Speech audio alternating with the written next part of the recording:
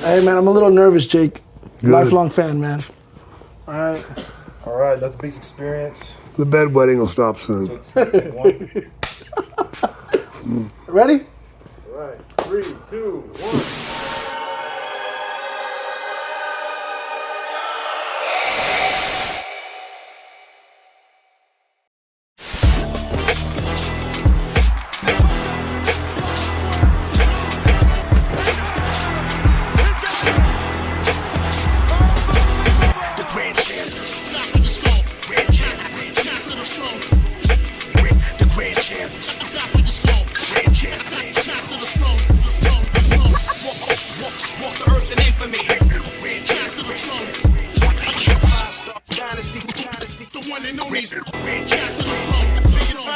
Yo, what it is, what it was, what it finna be, it's the one and only Smooth Vega, and I am here. It is, man, I don't even know the words to find right now. I am so honored to have our next guest. He's about to release a new book. He's a legend, one of the greatest of all time, the one, the only, Jake the Snake Roberts. Well, I appreciate the intro, brother. Now all I got to do is somehow manage to get my level up good enough to hang with that. Look, man, first and foremost, I want to say thank you. You know, right now, you're here despite all circumstances. You know, you've been sick recently. Yeah, so. I did, man. I'm just going to hit on it fairly briefly because we're still struggling with it. About a week ago, man, I just couldn't quit coughing and couldn't breathe. That's not good, you know? And wound up having to get to the hospital and stay for a few days. And I wished I could say this was COVID, but it's not. It's not. What I've got's worse than COVID. It's something that was passed down to me through the bloodlines, hereditary and all that stuff, you know, and it's not your happy camper stuff, man. It's issues with COPD. Of course, me being an ignorant son of a bitch, I smoke cigarettes, you dumb fuck. Guys, if you don't ever do anything in your life, just don't smoke and you'll live much happier. I promise you that, really. I mean, it's the bastard companies that hook us all and get us all into that, such bullshit. But yeah, it's serious for me. I don't get the right amount of oxygen into my blood, and that's not good. And I don't know how much it's going to limit me in my future. We're testing it today for the first time to try to go do something. I know that without the oxygen, if I talk for about 20 seconds, I'm done. I can't go anymore. It just doesn't, it's not there. So this is going to be something that I'm going to have to work with. And the thing that I'm happiest about is that I'm in AEW, and they actually give a damn.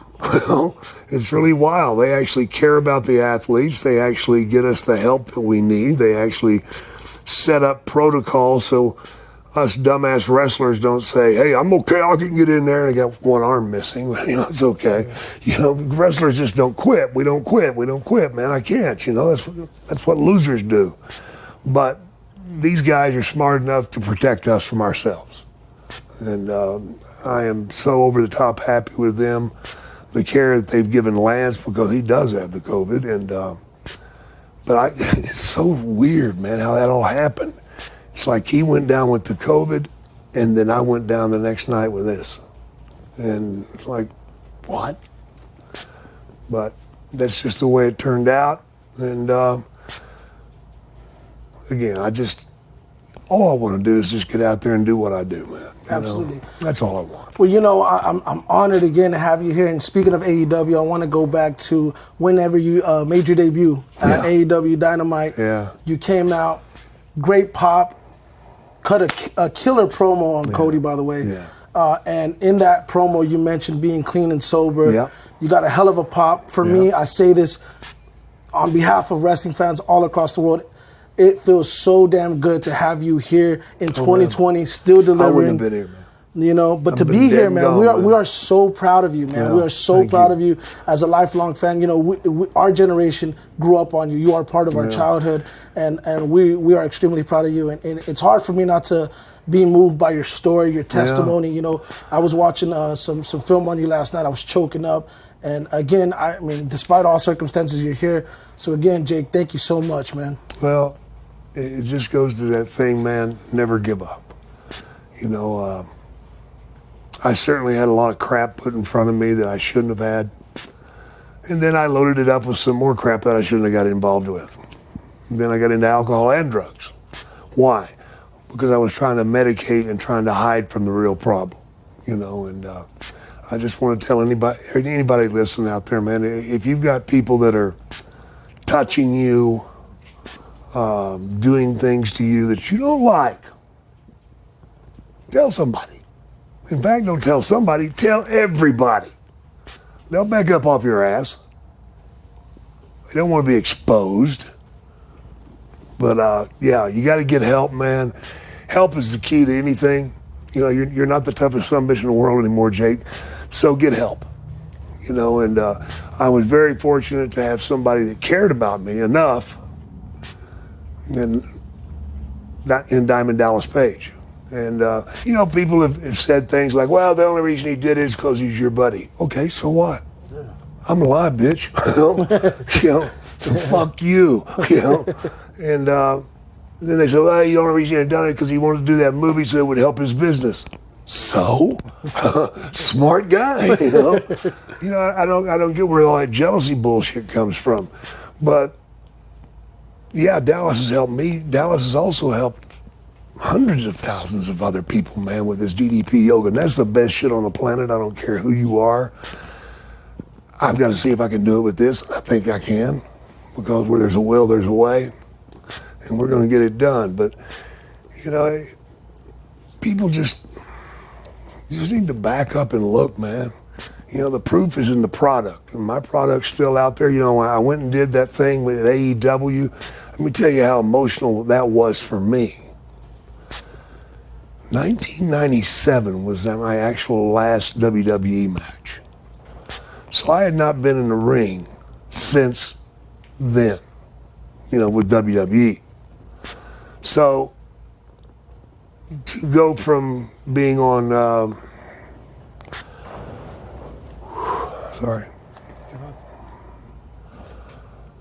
to go from being on independent shows and what have you, from the WWE to independent, that's a long fall. Yeah. And then now all of a sudden you're not working at all. You're not in wrestling anymore because you're too damned old. So you're completely away from it. And then to walk into a building that is sold out. And as soon as I came out, man, oh my God, I felt like the hair on my arms was growing. I felt like my hair was all like doing all this stuff here, just flittering. The electricity that you receive. The fans don't get it. Guys, let me tell you something. I watched those poor bastards during this pandemic go out there and wrestle with no people. Holy shit. You know how much that hurts? It hurts 10 times more when there's no people. Because we can't get that energy from you. You guys are the one that brings the fuel to put on the fire so we can make this thing get hot. Man, those poor guys were out there slugging it out, beating the shit out of each other, man, with no fans. I don't know that I could have done it. But for me to walk back out into that ring after 22 years of exile and to get that kind of response tells me how smart you wrestling fans are. Because you were still digging my shit, and Man. It's really awesome, man. To be at AEW has just been such a blessing for me. I'm so happy there. It's the way wrestling's supposed to be. The guys get the opportunity to put their input in there, their thoughts in there. You can't have a great product when you got people writing your television that's never been in wrestling. I don't get that. Where's that thinking coming from? Oh, I know where his thinking is at. Vince's thinking is, I am so friggin' good that I can make chicken soup out of chicken shit and I can use idiots to fucking write for me. That's how big my product is. And he's pretty much right, because he's got so much TV time, he can get over anything. But you give somebody an upstart like AEW that's got a bunch of hungry goddamn kids out there, man. These guys are hungry, man, because they're the guys that are always told, maybe next year. Yeah. Or you don't really have what we're looking for. You don't have that look, you know? Who picks the looks, you know? Yeah. I mean, it's sad, man, to spend your whole life working towards a goal, whether it be professional wrestling or an artist of any type or anything, and then to be told there's not room for you. Wait a minute, man, I just dedicated my whole life to this. And just because you don't feel like giving me the chance, you're telling me that I'm not worthy of it? Really? God damn, man. Well, you know, 2020 has been a pretty fucked up year. Oh yeah, I'll give it that. But that debut that you had at AEW was definitely tough, man. Highlight of the year. Yeah, definitely. You know, highlight of the year. Let's talk about this book that you have coming out. You know, I went back and did some research last night. Watched a lot of Jake the Snake film. Had a plethora to go through. Yeah. Watched The Resurrection. Watched Peanut Butter Falcon. Yeah. Obviously, you have a well-documented story. Yeah. You know, you touched on about a little bit of a little while ago on it. There's a lot of pages to it, bro. So let's talk about this book, because this book is going to be completely different than any other wrestling book you've ever read. Number one, it's true. Every bit of it. Number two, I wrote it. Me. Not me with help from Joe and Susan and Bill and Claudia. Just me. That's why it took so damn long to do it. I've spent nearly 10 years on this book. Wow. But I wanted it to say more than I'm a wrestler.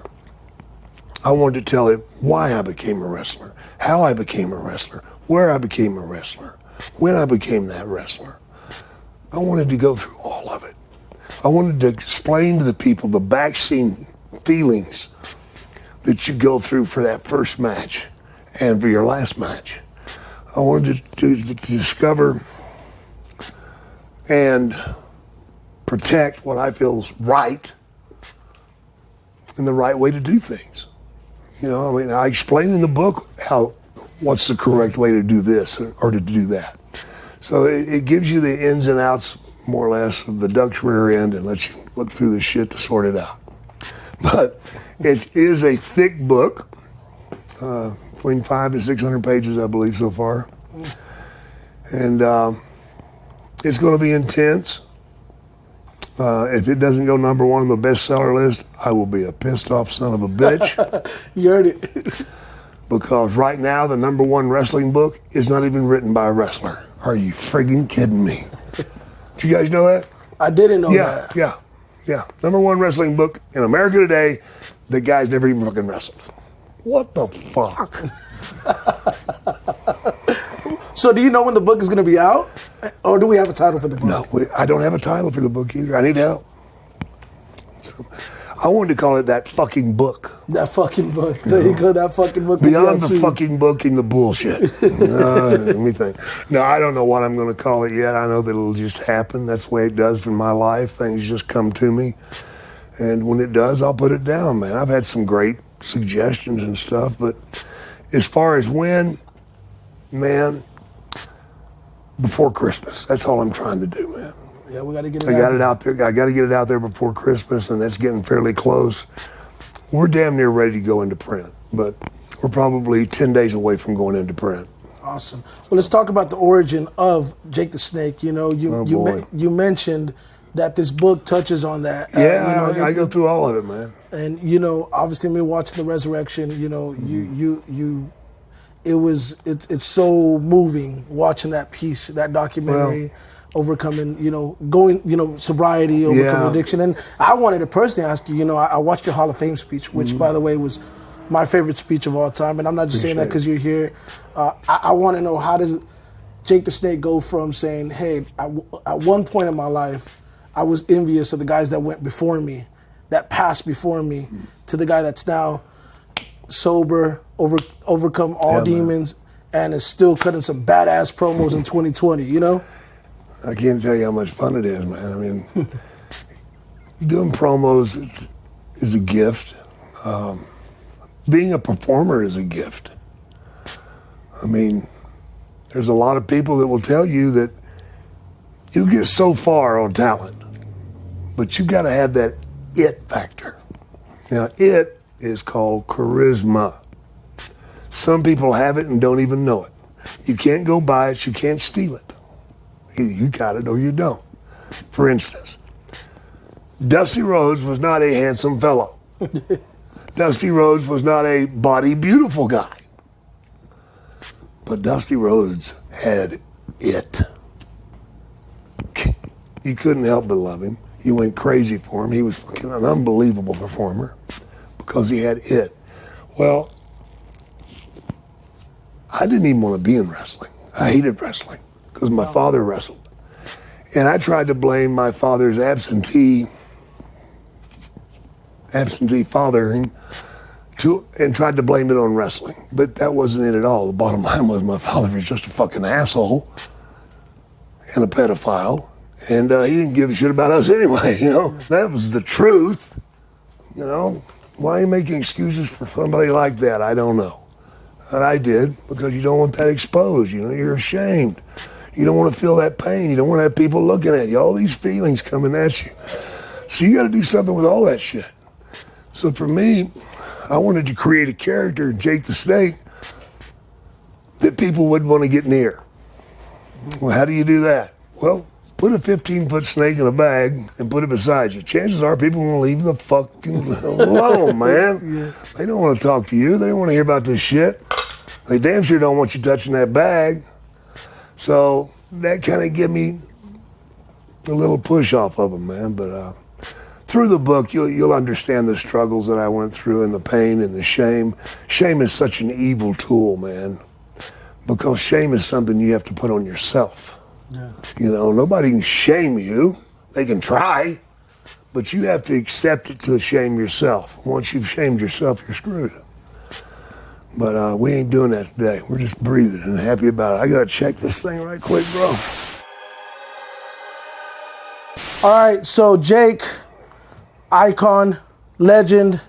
You've had your face on many things. Yeah. Odd Socks. Send us a pair of these socks with your face on it, Jake the Snake. Oh my God. Jake the Snake socks. It's a sick fucking world, man. I have to ask you. I thought it was condoms because they're the same size. All right, let me ask you, Jake. What is the craziest thing you've ever seen your face on? Merchandise. Yeah, merchandise. Panties. Panties. Yeah. You know, I think probably I thought was the craziest was when they came out with the curtains and the comforters and the pillowcases and sheets with me on there. I mean, like you're really gonna put your kid under this shit with me on it? That's Jake the Snake, Odd Socks, limited edition sock right here. Here you go, man. Wow. There you go, Jake. I could use them more.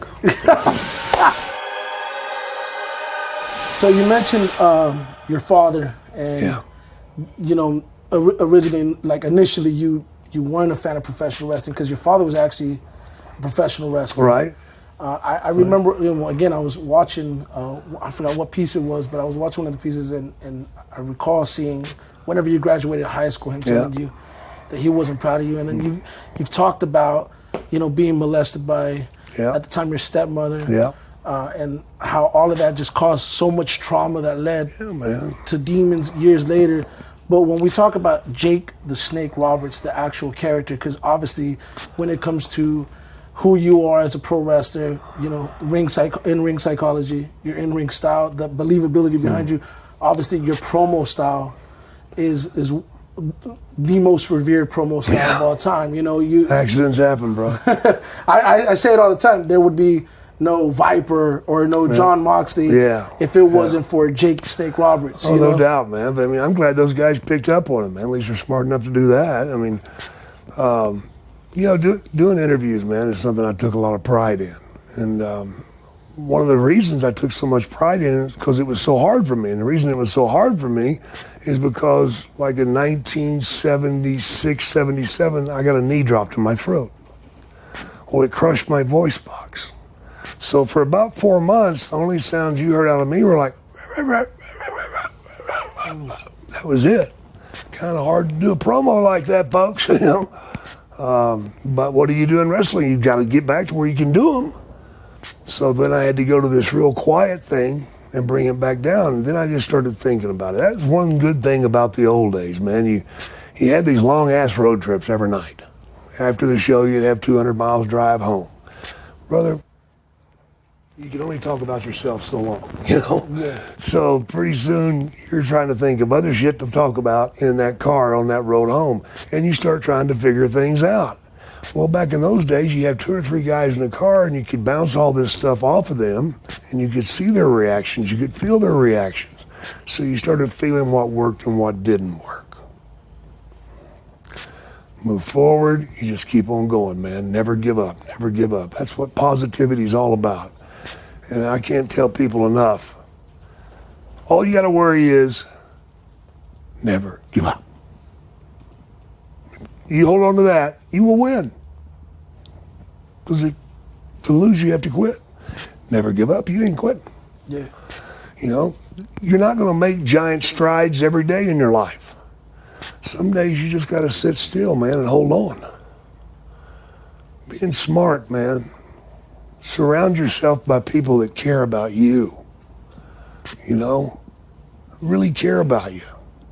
Not these good weather friends that, you know, show up whenever your check comes in, you know, and then they leave when you run out of money.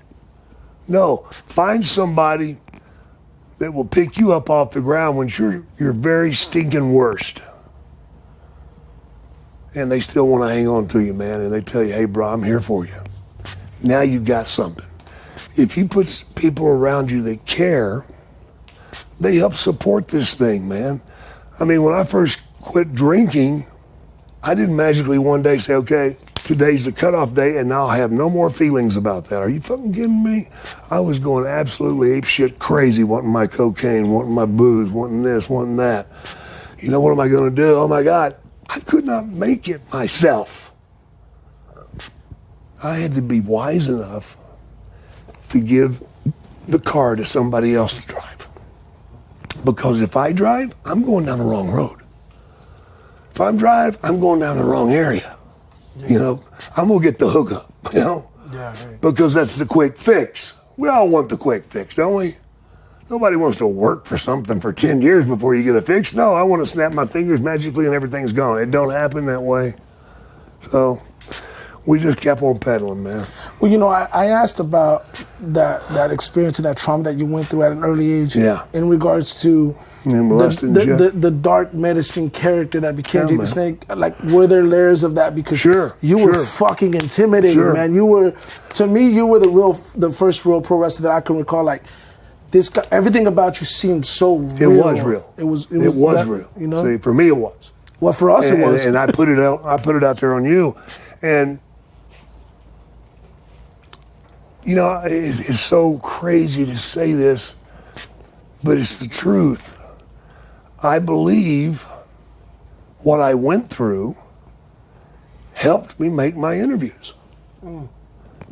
What I went through helped me make that character, because that character, number one, does not feel shit.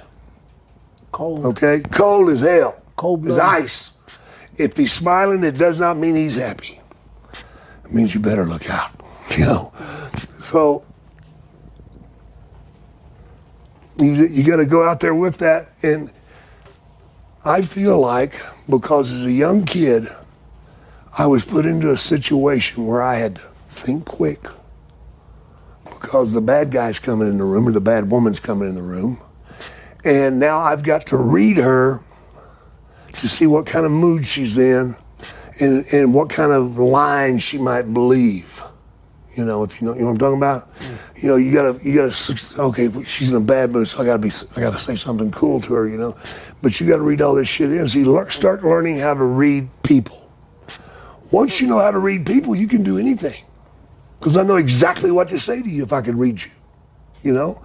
I know exactly I know which way you're going to turn before you do, if I've read you properly. So learning how to read people was very important to my survival in that situation. So I think that actually helped me in that, but it's a sick fucking way to get it.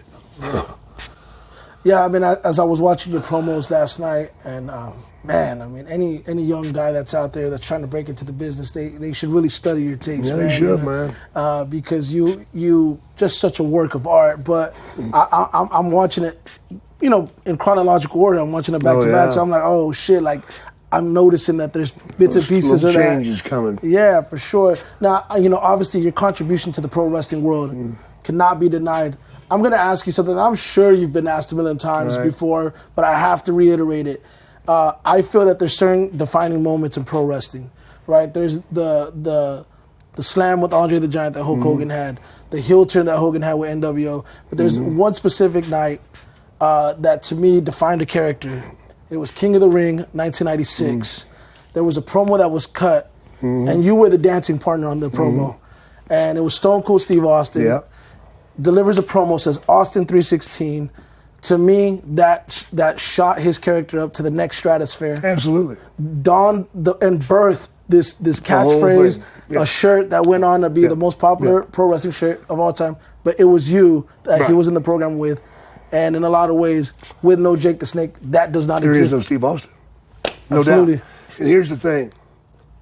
When Steve Austin first came to the WWF, he was the ringmaster. That strikes fear in everybody, Steve.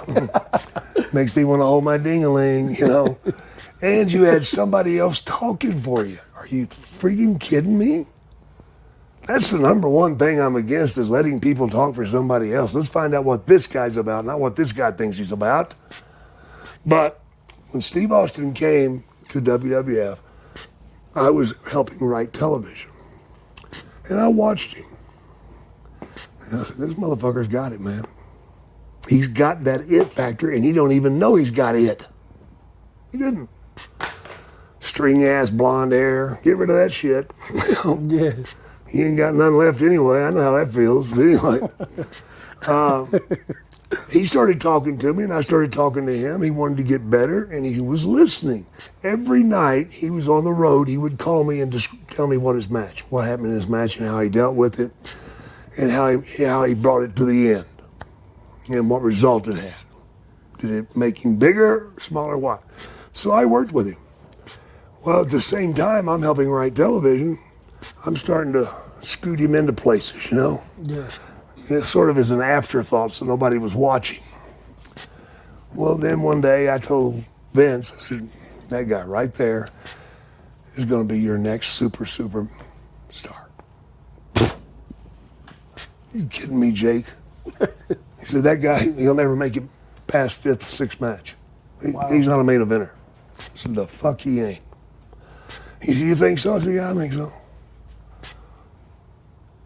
And we tried the thing, and I guess it might have worked, huh? Well, you know they really blew it. That one shirt was good, but I got a shirt they didn't do that they should have that would have made that one shit. Austin's 10 Commandments. Wow. Thou shalt not kill unless thou art pissed.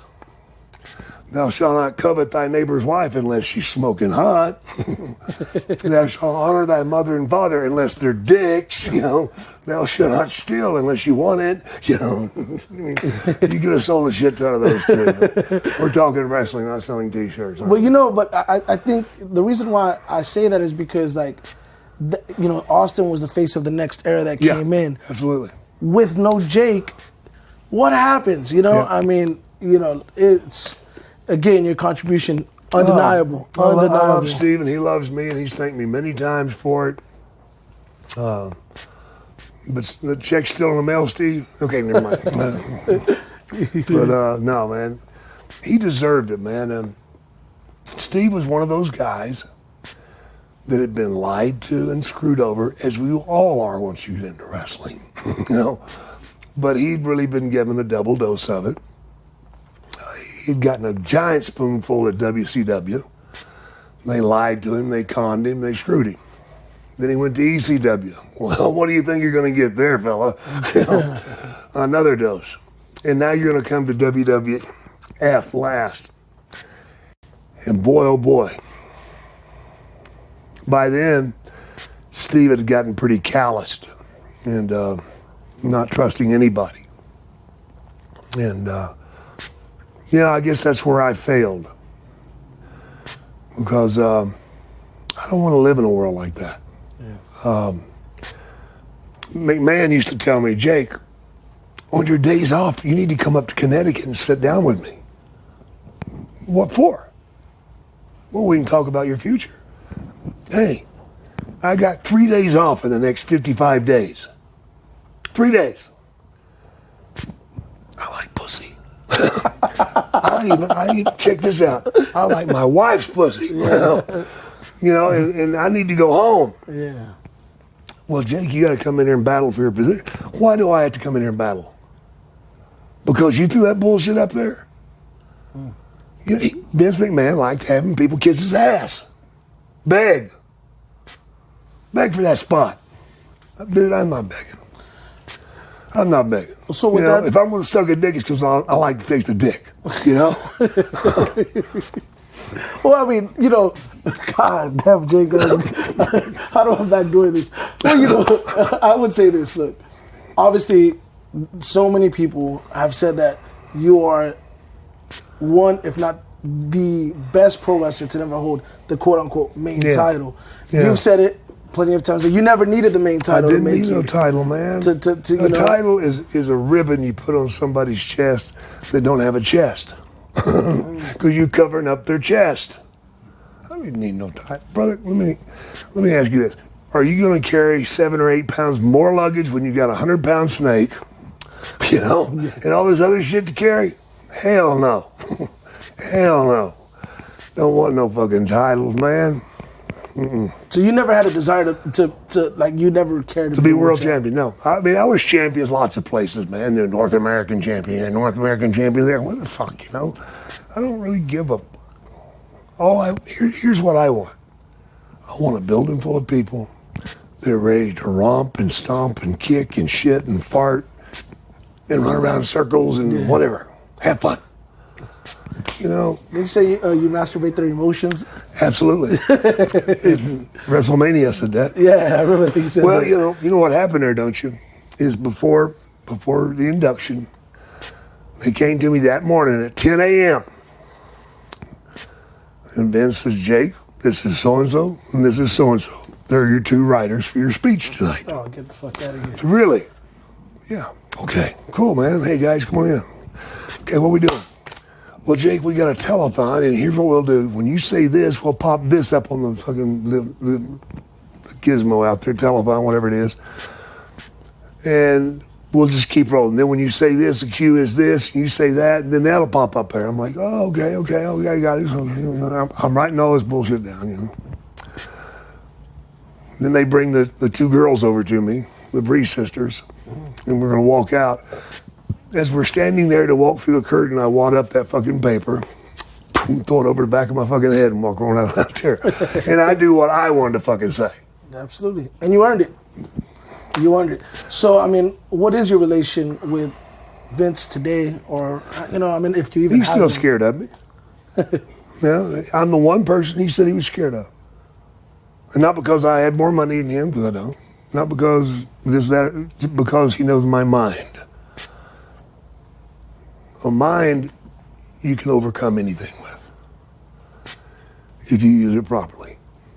And there's nothing out there that I want that I can't get with the mind that I have. I'm saying a lot. But I want to get into movies now, man.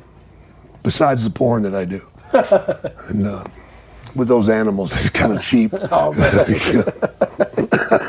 But, I saw you in Peanut Butter Falcon. Yeah, man. Oh man, I was gonna ask you if you had any more projects in the works. Yeah, I do. I got 2 or 3 in the works. Actually, 5 in the works. But there's a lot of good things happening out there, guys. But it's all back to that. Don't give up. Don't give up. We've had a tough year, bro. It's Tough crazy year. And I'm afraid it's going to get a little crazier. But I just want to throw this out there in closing, this part of it. Guys, hold on to your asses, man. These short tempers don't do anything for anybody. Too many fingers being pointed. And it's all bullshit. They're playing you. Quit letting the man play you. He knows what to say to make you do that. Then once you do that, guess what? You're the bad guy. Don't be the bad guy. It's easy. Fuck them, feed them fish. Don't worry about it.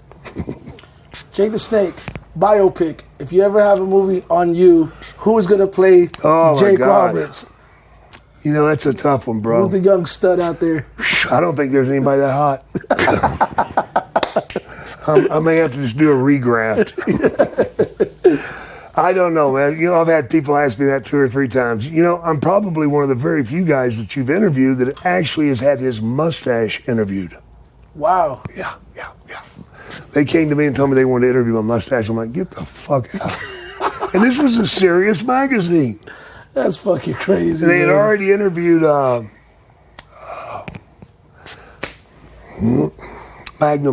Magnum. You know, yeah. What's his name? I'm sorry. What's his name?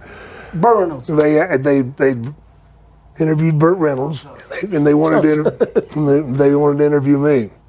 I'm like, well, instead of interviewing me, why don't you interview the girls that rode me? You know? Boom, boom, boom. Hey, Jake, you do the one-man show. I know you do that. We have to do one, man. Man, we got to get you on stage out here. Yeah, man. I want to come back and do that, bro. We have to do that. I would love to, man. You know, it's a good time. It's filthy, dirty stories, but they're all true. And it's a blast.